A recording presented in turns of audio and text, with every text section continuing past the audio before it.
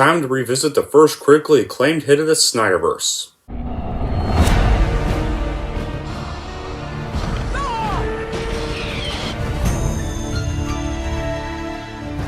Those were up, and they did. More smarts, and my...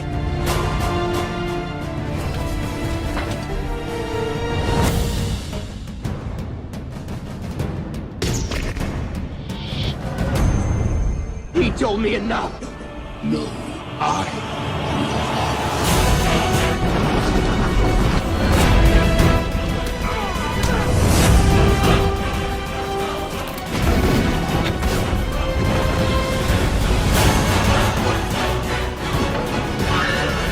Here's Chuck.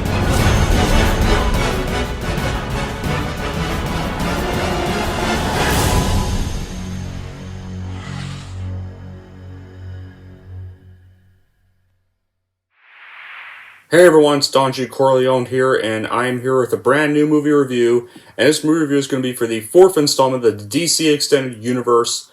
And that film is going to be for none other than 2017's the first and critically acclaimed hit of the SnyderVerse, and one of the only few of three, Wonder Woman, directed by Patty Jenkins. Let's plot. While Diana, Princess of the Amazons, trained to be an unconquerable warrior, raised on a sheltered island paradise when a pilot crashes on their shores and tells of a massive conflict raging in the outside world. Diana leaves her home, convinced that she can stop the threat. Flying alongside a man named Steve Trevor, in a war to end all wars, Diana will discover her full powers and her true destiny. What was the plot of this? Well, development for a how was this made? Well, development for a live-action Wonder Woman feature film began in 1996, with Ivan Reitman attached as producer and possible director. In 1999, the director became attached to John Cohen, who adopted Wonder Woman for producer Joel Silver, with the hope that Sandra Bullock would star. By 2001, Todd Alcott was hired to write the screenplay, with Silver Pictures backing the project. At that time, Mariah Carey and Catherine Zeta-Jones were also rumored to be possible candidates for the role of the character. Leonard Goldberg focused on Bullock, who said that she was approached for the role. Lucy Lawless' star of Xena Warrior Princess was also under consideration, though she stated that she would have been more interested if Wonder Woman was portrayed as a flawed hero. The screenplay went through various written drafts written by Alcott, Cohen, Becky Johnson, and Philip Levitz. And by August 2003, Levitz had been replaced by screenwriter later Cara Rose. In March 2005, Butters and Silver announced that Joss Whedon would write and direct the film.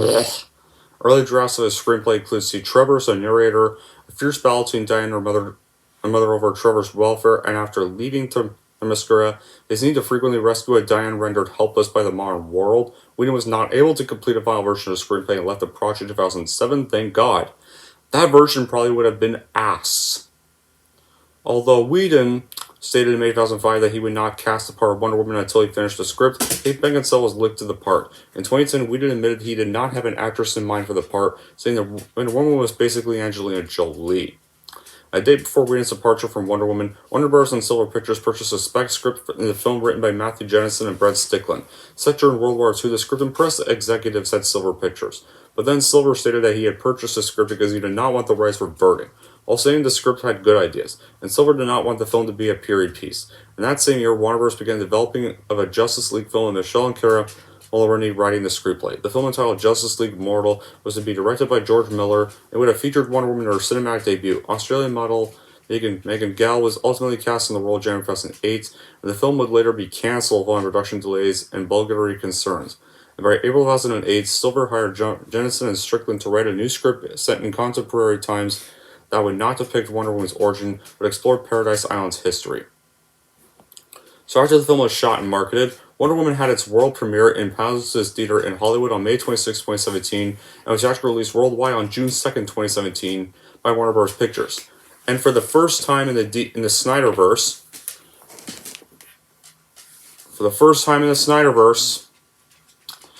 the film received positive reviews from critics. They praised its direction, acting, and visuals, action sequences, and musical score. It grossed over $822 million worldwide, and made it the 10th highest grossing film in 2017, and the highest grossing film by a solo female director until it was overtaken by some film named Hi Mom that I did not hear about. The American Film Institute selected it as one of the top 10 films in 2017, and it won the Hugo Award for Best Dramatic Presentation in 2018. And then we all know a sequel, Wonder Woman 1984, was released in December 2020. Jenkins returned as director and Gannett, Pine, Wright, and Nilsson reprised their roles. It was not a hit. A third film was in development, but then James Gunn went along and cancelled it. Like he did to everything else.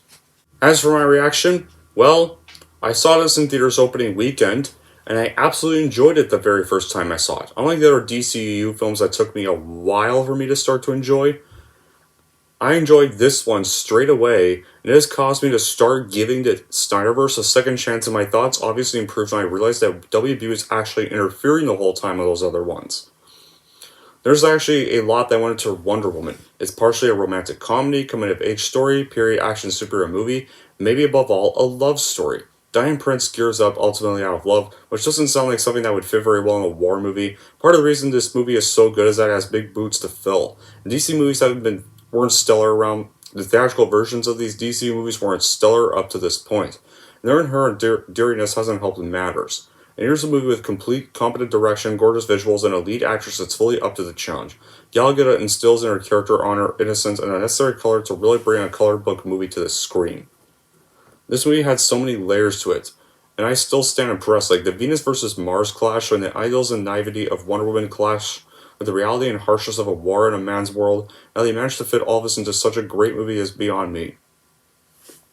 I think two things have made this movie memorable as well. Patty Jenkins and her direction in the movie, and also Gal Gadot's performance. Like, before Batman vs. Superman Dawn of Justice, I knew nothing about her, but I know from human interactions, such emotions and elegance, like the one that once she showed in the movie, is something that you can learn in acting classes. Like, it's too genuine. From seeing the movie, knew she must have had a lot of depth and reality as well, and again, I stand very impressed. The great success in Wonder Woman comes from a large part of its simplicity and keen storytelling. It doesn't venture to needlessly lofty and overstuffed and half-baked themes, and sequel baiting, as has been the case with previous installments in the DCU franchise, but instead it just tries its hardest to be a competent, conscious, and entertaining origin story. And that's why it succeeds. Director Jenkins and screenwriter Alan Heinberg smartly concentrate on the fundamentals of character establishment and development, all else, while also giving the film a great deal more personality that has been evident in previous films. With razor-sharp writing, top-notch action set pieces, and a constant and appropriate sense of humor that keeps the clutch chuckles going. You'd be hard-pressed not to find yourself grinning ear to ear throughout the entire film. And I have to say, while we don't see much of Gal in BVS apart from the finale, she was one of the best things of the theatrical version. Here, she absolutely shines and proves herself more than worthy to call herself Wonder Woman. She's got the dramatic chops to handle the heavier moments, the lighthearted whimsy to perfectly land the film's many delightful fish-out-of-water gags, and she just kicks major butt. I can't wait to see her again on the, she was one of those characters that I couldn't wait to see on the big screen again. And I also enjoyed Pine in his supporting role. It's a bit of a standard character, but he gives it the same wonderful personality he's injected to so many other roles. And supporting parts played by the likes of Robin Wright, Connie Nielsen, and Seg Tagamali, and all exceptionally well cast and performed.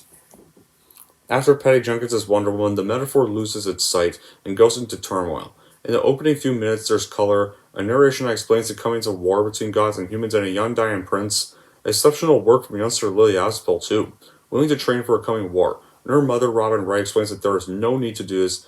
After this, the origin of the princess progresses to when she is all grown up and has become a trained warrior. The opening origin story is exceptional. There's a lot of color which we haven't seen in previous installments. There's stunning story narration and a wonderful shot of Gadot's Diane training with her auntie Connie Nielsen, the best fighter in the island. An island inhabited by women until mainly presence invades their homeland. Enter American spy Captain Steve Trevor. And he speaks of an ongoing war in the outer world. When he's teamed with Gadot, their chemistry is magnificent. These two work well together and prove to be a dynamic that we really do need. And Chris Pine is also very exceptional. Steve is very funny, very handsome, and a charmer who does anything to please our heroine. And Diane, who's never seen a man before, is wonderful to behold, especially when she tells Steve about where she comes from, and she wants to go with him to go fight the ongoing war. And while villainous Dr. Poison, Elena Anya, and his war-coming companion, Ludonoff, Danny Houston, despite dangerous weapons to outfit their soldiers, design dangerous weapons. And it's a wonderful story of war and superheroism, a match that never made a keen pacing before, but nowadays it works. It's dark and constantly but constantly dark and brooding as the previous films, something that the early DCU intended to rely on Wonder Woman, proves that you don't need to be dark to be good at times. Like, here this actually does work very well. I mean, it would kind of be weird to make this movie dark. Just kind of wouldn't really work.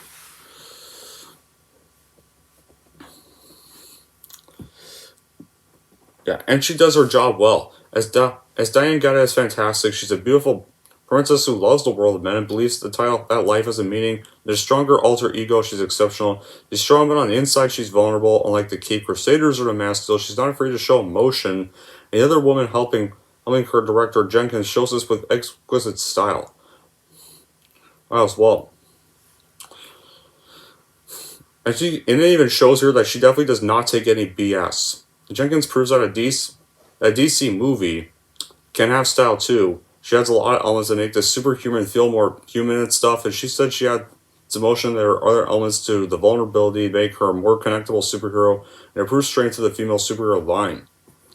And also very effective in supporting roles are David Thewlis as a helpful army bod, and almost unrecognizable Lucy Davis as Etta, Steve's comedic secretary, and Steve's rather unlikely sidekicks of Sam Ayers, the Several American Hustle, Charlie Ewan Brenner from Trainspotting, and the Chief, Eugene Brave Rock from The Revenant, all rather fade into the woodwork though by comparison. Like, sadly, the reason why this is not as great as some of the alternate versions of some of the controversial DCU films, and kind of a bit of a step down for Man of Steel, is because it does have these bad qualities that kind of bug me. Like, in the last 20 minutes, it hits this cliche CG barrier that other superhero movies seem to rely on nowadays. There are some moments that are made from green screen, and sadly doesn't make it look as good as it could have been. Also, the film does have some rather large issues that I feel are being generally overlooked, especially the film being as hyped up and over-publicized as it has been. Funnily enough, the film suffers a major issue that also desperately plagues many films of their rival studio Marvel. The villains are weak, pathetic even. Despite having the delightful duo of Danny Houston and Elena Anaya portraying them, the villainous Erica Ludenoff and Dr. Poison are frankly laughable at times, coming off as to stock and as to be ridiculous. At times they even feel like they're in a completely different and far inferior film. I know I can't be the only one to kind of crunch, and they're repeatedly using the ultra but villain kills an associate to show he's a threat, several times to increasingly hilarious results. In addition, the film is a bit uneven as it reaches its midway point. Several key characters from the first act seemingly vanishing, and some plot threads being abandoned for prolonged periods of time. It's a bit distracting. You know the film is capable of so much more. However, despite those errors of the film, Wonder Woman was still I can still enjoy this movie, as Wonder Woman was still a perfect turning point for the DCU and SnyderVerse at the time, before we all know what came next, sadly. Oh god. That infamous version is the next review of the DCU. Oh god. I still enjoy it to this day, and I do sadly wish it got a better sequel. In the end, I recommend watching and buying Wonder Woman to people who like the character and finally want to see a film adaptation of her for years. Anyways, that's it for my review of Wonder Woman. If you're wondering how I'm going to rank Wonder Woman, here's how I'm going to rank this movie. So overall, if you love the Diane Prince character and have been waiting for a film adaptation of her for ages, then I would recommend watching this movie and then buying it and adding it to your collection for sure. And if you're wondering how I'm going to rank Wonder Woman, I'm going to give Wonder Woman an 8 out of 10. There we go. That's it for my review of Wonder Woman. And I think y'all know what's sadly going to be the next DCEU review. Yeah, that's going to be a chore watching that piece of shit version of that movie again. But in the meantime, the next movie review, because we have another one of these coming out, and I just gotta get the wrapping on this. I actually got this one in 2020 during COVID and stuff. Just haven't unwrapped this one yet. I kept this one wrapped for years. Holy crow. Anyway. Okay.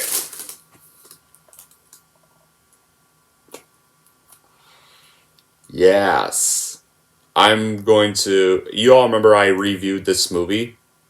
Well, I'm going to remake that review because I thought that review for... My earlier review for this kind of sucked.